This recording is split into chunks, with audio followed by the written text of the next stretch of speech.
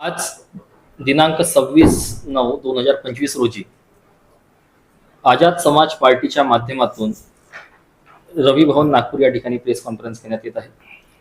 या बैठकीला आवर्जून उपस्थित नागपूर जिल्ह्याचे अध्यक्ष माननीय संदीपजी मेश्राम, जय भीम, नागपूर जिल्ह्याचे महासचिव संजयजी सरदार, मी स्वतः भूषण सोमकुवर नागपूर जिल्हा कोषाध्यक्ष, माझ्या राईट हँड साईडनी बसलेले सचिनजी मेश्राम, आझाद समाज पार्टी उत्तर नागपूर अध्यक्ष, आझाद समाज पार्टी कामठी विधानसभा अध्यक्ष माननीय सुरेश भाऊ थूल, आमचे मीडिया प्रभारी सुशीलजी ढोलेकर, हे सगळे या प्रेस कॉन्फरन्सला या ठिकाणी उपस्थित आहे। प्रेस कॉन्फरन्सचा घेण्याच्या मागचा जो मुख्य उद्देश आहे तो उद्देश असा की नागपूर शहरामध्ये 10 नोंदणीकृत कार्यालय आहे आणि या नोंदणीकृत कार्यालयामध्ये जे संबंधित जे अधिकारी आहे ते पैसे घेऊन रजिस्ट्री लावण्याचे काम करत आहे। हा प्रेस कॉन्फरन्स घेण्याच्या मागचा सर्वात मोठा उद्देश आहे।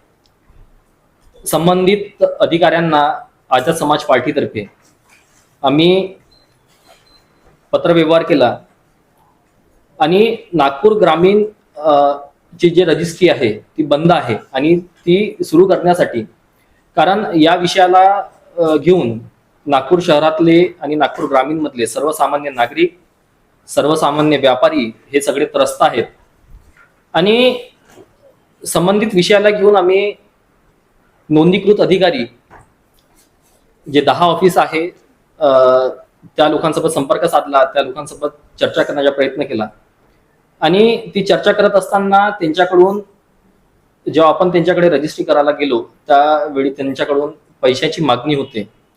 तर आणि पैशाची मागणी किती की सर्वसामान्य माणसाला न झेपणारी मागणी त्यांच्याकडून होत असते। पैशाची मागणी साधारण त्यांच्याकडून 80,000 ते 1 लाख पर्यंत पैशाची मागणी होत असते।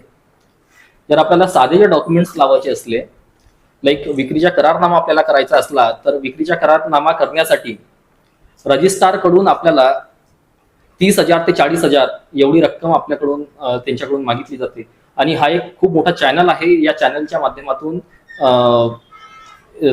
रजिस्ट्रार आपल्याकडून पैसे घेत असतात आणि आझाद समाज पार्टीतर्फे आम्ही जे प्रेस कॉन्फरन्स घेत आहोत तो नागपूर जिल्ह्याच्या अंतर्गत असलेल्या जितके पण रजिस्ट्रार पैसे घेऊन रजिस्ट्री लावण्याचे जे काम करत आहेत त्यांच्या पर्दाफाश करण्याचं काम, त्यांना इशारा देण्याचं काम हे आझाद समाज पार्टीच्या माध्यमातून आज आम्ही करत आहोत। येणाऱ्या काळामध्ये जर हा काळा बाजार जर बंद झाला नाही तर आझाद समाज पार्टीतर्फे पैसे घेऊन, लाच घेऊन काळा बाजार करणाऱ्या सर्व रजिस्ट्रार लोकांना आझाद समाज पार्टीतर्फे चोप देण्याचं काम, त्यांच्या रजिस्ट्रार ऑफिसमध्ये घुसून मारण्याचं काम हे आझाद समाज पार्टीच्या माध्यमातून आम्ही करणार आहोत, असा इशारा आम्ही देत आहोत। यानंतर या पत्रकार परिषदेला उपस्थित नागपूर जिल्ह्याचे आझाद समाज पार्टी अध्यक्ष माननीय संदीप भाऊ मेश्राम हे संबोधित करतील अशी मी त्यांना विनंती करतो। उपस्थित सर्व पत्रकार बंधूंना जय भीम, नमस्कार। आज आझाद समाज पक्षाच्या माध्यमातून पत्रकार परिषद घेऊन या नागपूर जिल्ह्यातील शासकीय प्रशासकीय जी यंत्रणा आहे त्याला अवगत करण्याचं काम आम्ही या पत्रकार परिषदेच्या माध्यमातून करण्याचं काम करत आहोत। नागपूर जिल्ह्यामध्ये 10 रजिस्टर कार्यालय येतात आणि 10ही रजिस्टर कार्यालयामध्ये सध्याच्या परिस्थितीमध्ये विक्रीपत्र हे बंद आहे। विक्रीपत्र का बरं बंद आहे अशी विचारणा संबंधित अधिकाऱ्याकडनं केली तर सांगतात ते की वरतून आदेश आहे आणि वरतून आदेश म्हटलं तर त्या संबंधित अधिकाऱ्यांना विचारलं तर ते म्हणतात की 1961चा GR आहे। परंतु या पत्रकार परिषदेच्या माध्यमातून आम्ही आझाद समाज पक्ष ज्या ग्राहकाच्या तक्रारी आहेत, ज्या जनमानसाच्या तक्रारी आहेत त्या तक्रारी घेऊन आज आझाद समाज पार्टी पत्रकार परिषद घेत आहे. उपस्थित पत्रकार बंधूंनो, आपल्याला एकच सांगायचं आहे की नागपूर जिल्ह्यामध्ये जो आता जे विक्रीपत्र बंद आहेत आणि जे विक्रीपत्र आता सध्याच्या परिस्थितीत ते लावून घेत आहेत, नोंदणीकृत करून घेत आहेत, ते RL आणि आखीव पत्रिकेवाले डॉक्युमेंट्स नोंदणी करून घेत आहेत. परंतु नागपूर शहरामध्ये रिसेल जे डॉक्युमेंट आहे, म्हणजे 30, 35, 40 वर्षाच्या अगोदर शहरामध्ये एखाद्या सोसायटीने एखादी प्लॉट एखाद्या इस्लामाला विकलं असेल, त्याची विक्री झालेली असेल आणि त्याचं कर आकारणी टॅक्स असेल आणि NIT कडे त्या लेआउटची नोंद असेल, तर ते पण विक्रीपत्र सध्याच्या परिस्थितीत बंद आहे. आणि वरिष्ठ जे नागपूर जिल्ह्याचे जे JDR आहेत त्यांना विचारणा केली तर ते सांगतात की आमच्याकडे असाही कोणताही अध्यादेश नाही. ते रजिस्ट्री लावून घेऊ पण शकतात, लावू नाही पण शकत, तो त्यांच्या मनाचा कारभार आहे. आणि अधिकाऱ्यांना विचारणा केली असता अशा लक्षात येते की जो आता सध्याच्या परिस्थितीत RL आखीव पत्रिकाचा जो इश्यू आहे, परंतु नागपूर शहरामध्ये NIT ची संस्था आहे ती 2002 ला आलेली आहे आणि NATP ची जी प्रोसेस आहे ती 2012 ला आलेली आहे आणि NIT चा जो कायदा आहे, NMRD चा जो कायदा आहे 2019 ला या जिल्ह्यात लागू झालेला आहे. परंतु या कायद्याला अनुसरून नागपूर शहराच्या रजिस्टर कार्यालयामध्ये लाखो रुपयाची लूच मागून काही कार्यालयामध्ये विक्रीपत्र केल्या जातात. याचे संबंधित पुरावे आम्ही तुम्हाला देणार आहोत. आणि ज्या ठिकाणी पूर्ण नागपूर शहरामध्ये 10 रजिस्टर नोंदणीकृत कार्यालय येतात, परंतु नागपूर शहराच्या एका रजिस्टर कार्यालयामध्ये विक्रीचा करारनामा केला जातो आणि त्याच्यासाठी लाचलुचपत म्हणून तिथचा जो रजिस्टर आहे तो एका डॉक्युमेंटचे 20 ते 25 हजार रुपयाची लुचपत मागतो. परंतु हा सर्व जो लुचपतीचा जो काळा पैसा आहे हा शासनाच्या तिजोरीत न जाता एका विशिष्ट माणसाचा खिसा भरण्याचं काम ही यंत्रणा करत आहे आणि याला जनमानस खूप सारा त्रस्त झालेला आहे. बंधूंनो, आपल्याला एकच सांगायचं आहे की नागपूर शहरामध्ये 100% लेआउट मध्ये फक्त 10% लेआउट हे शासन असतील, ज्यांचे RL आखीव पत्रिका असतील. 90% जे लेआउट आहेत हे रिसेल आहेत, काही काळापूर्वी विकलेले आहेत आणि त्या प्लॉट वरती एखाद्या इस्लामाला प्रायव्हेट या खाजगी बँकेकडून कर्ज उपलब्ध करून घ्यायचं असेल तर ते विक्रीपत्र होत नसल्याने एखाद्या इस्लामाला आपलं एखादं काम करून घ्यायचं असेल तर ते काम तो सध्याच्या परिस्थितीत करू शकत नाही, परेशान आहे. माझ्याकडे असे काही पुरावे आहेत की कित्येक ग्राहकाचे बँकेचे लोन मंजूर झालेले आहेत, त्यांची विक्रीपत्र न झाल्यामुळे त्यांचे बँकेचे हप्ते चालू झालेले आहेत, पण बिल्डरनी त्यांना पोझिशन दिलेलं नाही. त्यांची काय गरज आहे.